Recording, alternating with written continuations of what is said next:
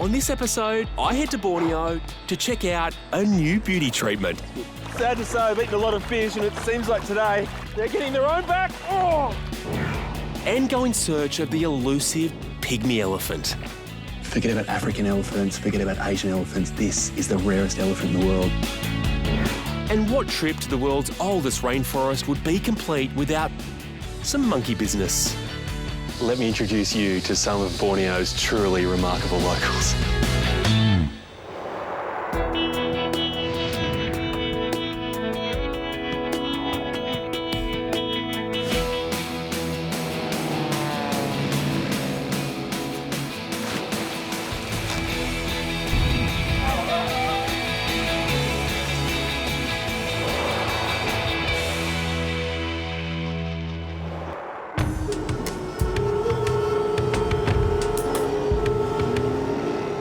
This is Kota Kinabalu.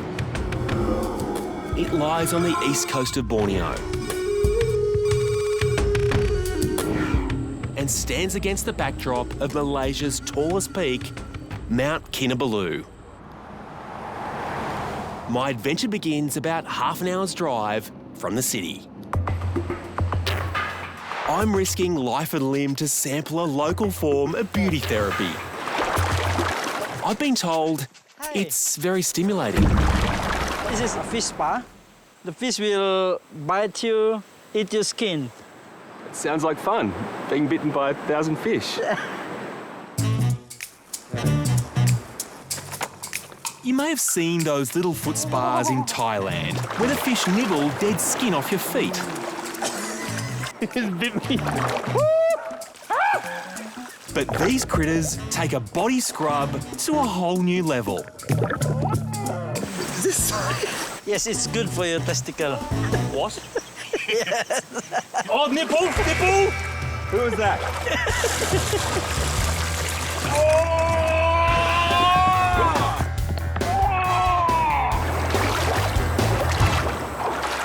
It's going to be slightly hard explaining hickeys from fish. Invigorated and exfoliated, I'm ready to meet a local who's famous for removing more than visitors' dead skin cells. This place here commemorates Borneo's greatest ever headhunter. There are 42 skulls, 42 warriors that he killed. In this traditional village, you'll get to glimpse what life was like 300 years ago. Excuse me. Yeah. Hello. Hello. How you going? Yeah. What are you doing here? See, jackfruits there? Yeah. That is our targets. You can hit that? Yeah. Oh, you're very good at that. Yeah. You wanna try it? Yeah? Do your best. Okay. Yeah. You get the B.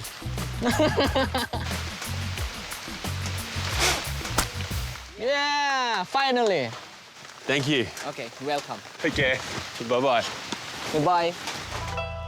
So much for shooting the bees. It's time to head south.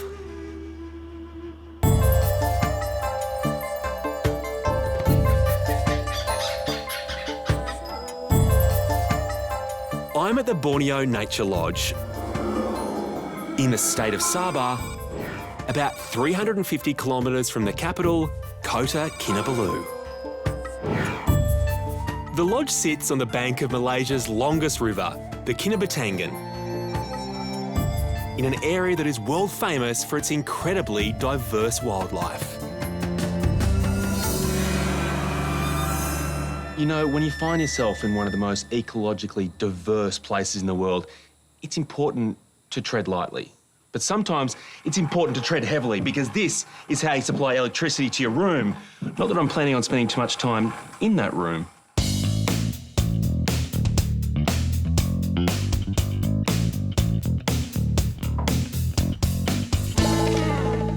You're looking at the main reason people come to Borneo. It's for this incredible wilderness with the Kinabatangan River flowing right through the middle of it. For me, though, it's paradise. I get to combine my two great loves, animals and photography. So, to satisfy my passion for both, I'm heading out on a river cruise with local guide and fellow photographer, John Bakar. So let's make this interesting. Let's see who can take the best wildlife shot. Oh, we'll see. We'll see? Will we do that? Yeah, let's Yeah. do that. The one catch, though. Yeah. The person that loses has to power the other person's room with electricity on the bike. Okay, Yeah? we do that. You in? Yeah. Let's do it. It may seem like an easy way to get out of all that pedalling, but if John's previous shots of this place are anything to go by, I may just live to regret this bet.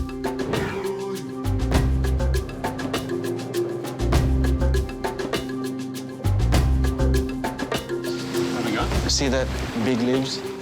This river is home to 10 different kinds of primates, more than 300 kinds of birds, and what really excites me, Pygmy elephant. pygmy elephants. Pygmy elephant, yes. Really? Yeah, yeah. You promising?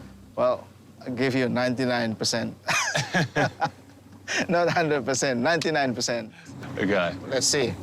Let's see. No promises? 99%. Okay.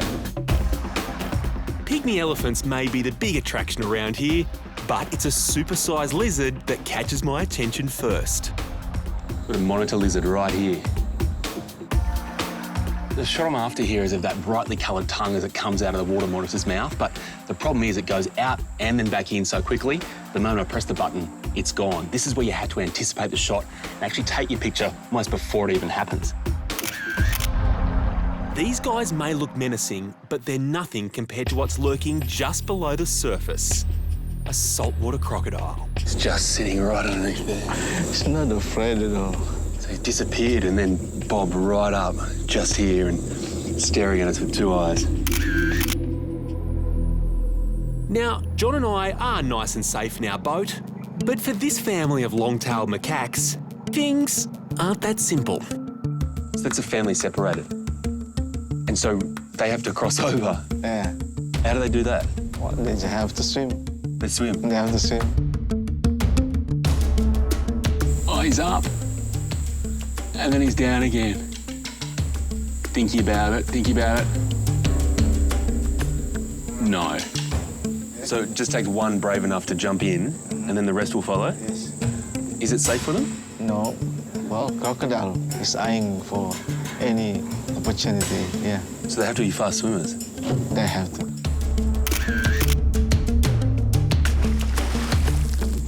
So another one will follow now? Yeah, they're all watching. If this one make it, then they will follow. He's quick though. He's a good swimmer. These long-tailed macaques are brave. But just down the river, their pigtailed cousins have a better idea. Look, Chris. Yeah, pigtail macaque. Pigtail macaque. They're actually using the little bridge here. Yeah, yeah. The bridge is really there for the orangutans so they can range far into the forest looking for a mate. Today, though, it's the pigtailed macaques who own the bridge.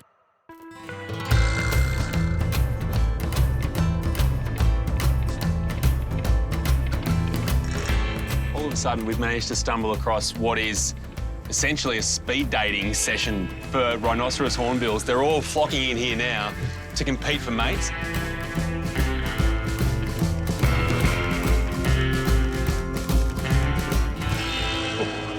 Probably one of the biggest challenges when you're trying to shoot wildlife is blurring, and when you're trying to capture an image off a moving boat of a moving animal, it's doubly as hard. That's when you can use a feature on the camera that most people are scared of. It's ISO.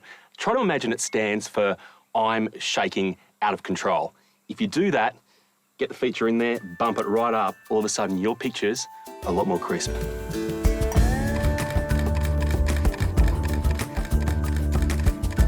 Wow, that's be 6 or 7 now. Look at here. Oh, more. This is serious business because they're actually monogamous, so the decision they make right now decides their partner for the rest of their life.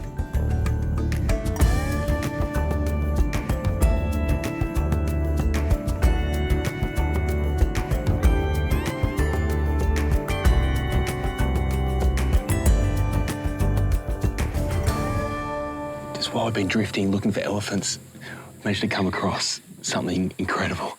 Proboscis monkeys up in this tree here. Check out the world's ugliest land animal. Ooh. The nose continuously grows the whole way through their life. The biggest nose ever recorded is about 20 centimetres long. On a human, that would be the equivalent of me having a nose half a metre long. But enough monkeying around. We're out to photograph the Borneo pygmy elephant, and they've just left their first clue. So you're saying that even though surrounded by all this fresh air, you can smell them? Yeah, Yeah? yeah, can smell them. Actually, it was still there. Poo, basically, elephant poo. It's an interesting idea to voluntarily try to smell out poo, but it's what we do around here.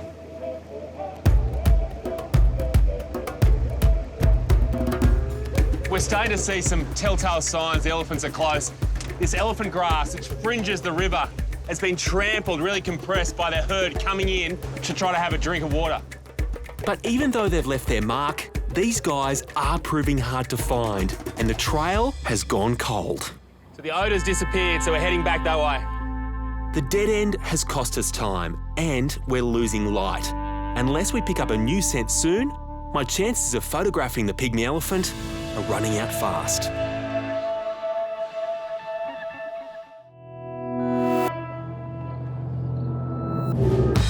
It's getting late in the day, and we've been travelling back down the river for a couple of hours now.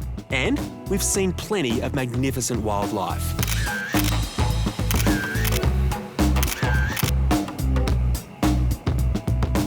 But am I going to get a chance to photograph the elusive pygmy elephant? Well, there might just be a whiff of hope in the air. The smell has got a lot stronger just here. We're hearing vegetation crashing. You can hear quite a few footsteps, but with this vegetation so thick, it's very hard to see them. Finally, some movement in the bushes reveals just what we've been looking for.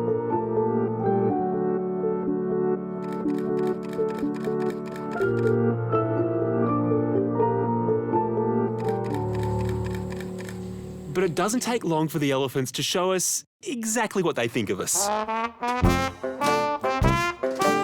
So them showing their backside, that's their disapproval. We may end up with some interesting shots.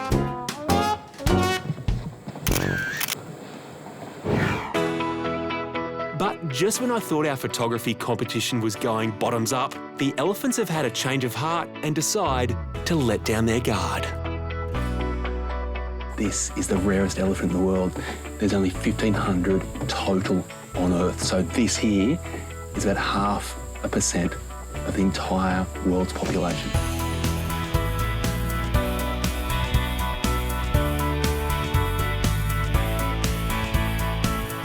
Clearly, being an elephant's thirsty work. These guys need to drink about 100 litres of water a day, and they're doing it right now. That's just amazing. Wow.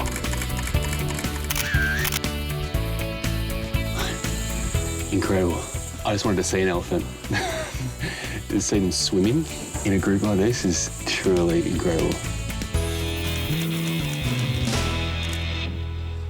If you want to take fancy pics, but you don't have a fancy SLR camera, try this trick. It's pretty cool. Just get your smartphone and a pair of binoculars. Put the lens of your smartphone up against the eyepiece of the binoculars, and all of a sudden you have a long lens without the fancy price. John has lived up to his promise. This river has shown us some incredible wildlife. But there's still one matter to attend to. Just who has taken the best wildlife shot? You know? Save those legs. You might need to use those pedaling. Likewise. You think so? You're confident, huh? What about my elephant? That's good, man. Yeah, it's not bad. Good. What about my crocodile eyes? Look again. We're not going to be able to decide this, are we? No. Get pedaling. Well, I certainly won't be pedalling all the way to my next destination to catch up with some of Borneo's most famous residents.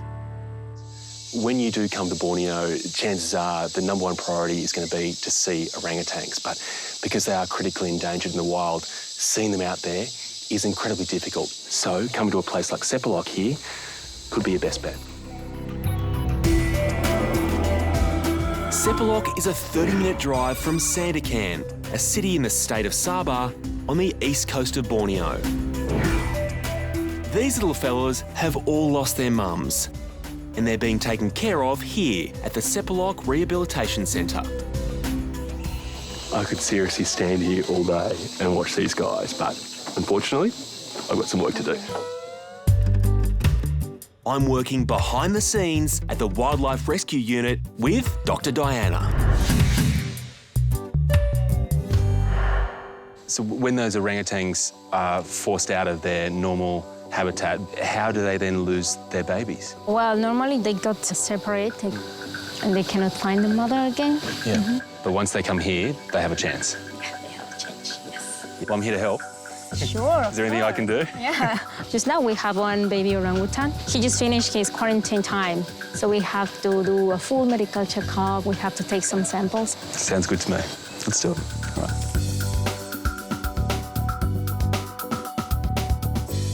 This might seem like an extraordinary amount of protective equipment, but this isn't to protect me from their viruses and their bacteria. It's actually to protect them from mine.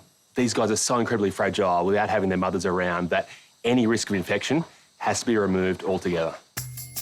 The medical care centre is home for all the new arrivals, where they'll spend a few months in quarantine.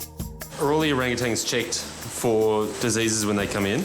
Yes, when they finish the quarantine process, and every 3 months we check all the orangutans in the center. So, okay, this is Peanut. Peanut? Hello. So he's just come in from the wild, he's been in quarantine, and now we need to check that he is actually healthy enough to go into the rehabilitation centre. Where did Peanut come from? Peanut came from a plantation. They found him alone. So no idea where his mother went? No. No. Orangutan babies like Peanut can spend up to 6 years with their mother learning how to live. Without help from a place like Sepilok, it's unlikely he would survive on his own. So heart rate 102? 102, okay.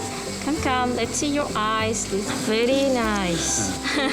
One nice dentition, huh? So their teeth really aren't too different to ours in the way they have the incisors at the front. At the moment, he looks pretty healthy. He's got a big belly, but we'll forgive him for that right now.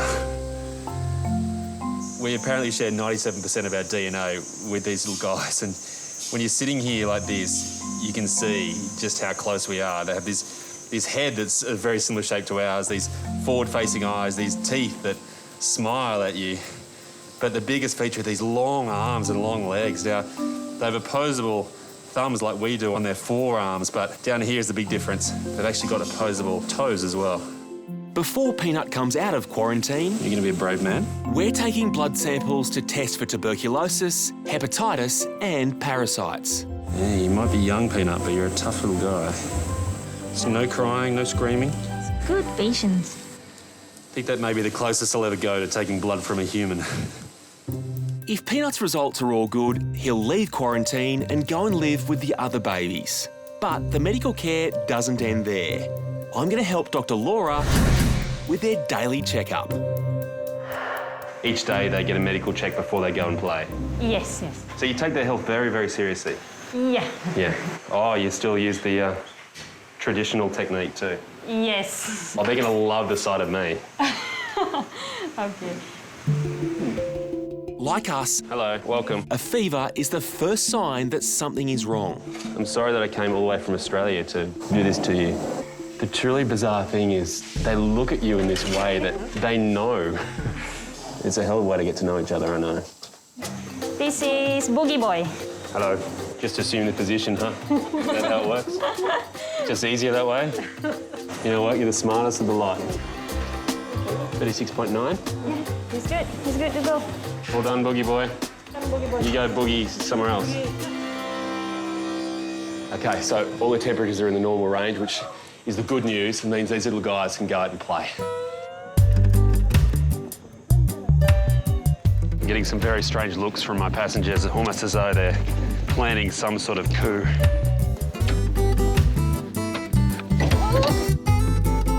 Still on the L plates. It's good play. That sounds like a good option.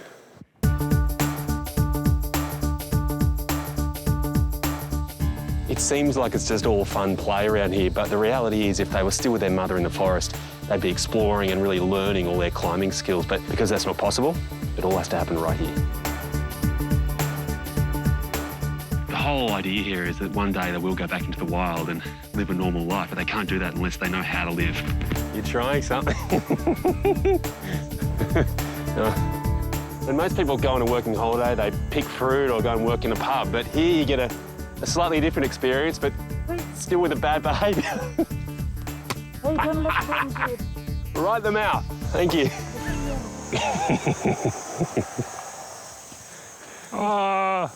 No? Orangutans can live for up to 40 years in the wild. So when the young ones at Sepilok have learned their life skills, they're released to the wider sanctuary. There's a big sense of anticipation right now about where the orangutans are, but you just have that feeling that they'll know where you are before you know where they are.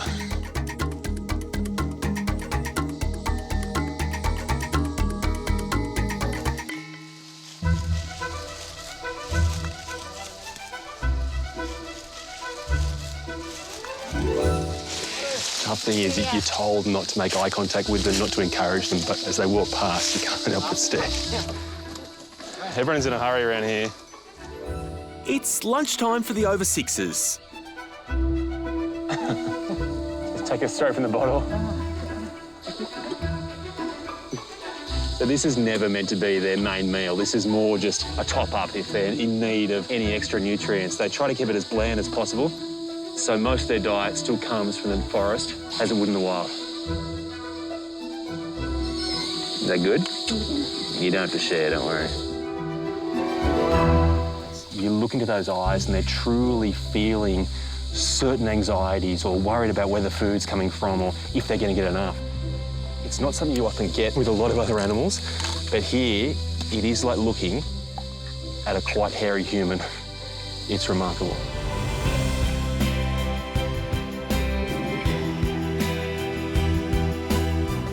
When they reach out for you, you're not meant to reach back. No. If you pull, they will pull stronger. How much stronger than a human are they? Well, they are 10 times stronger than, they can carry 10 times their own body.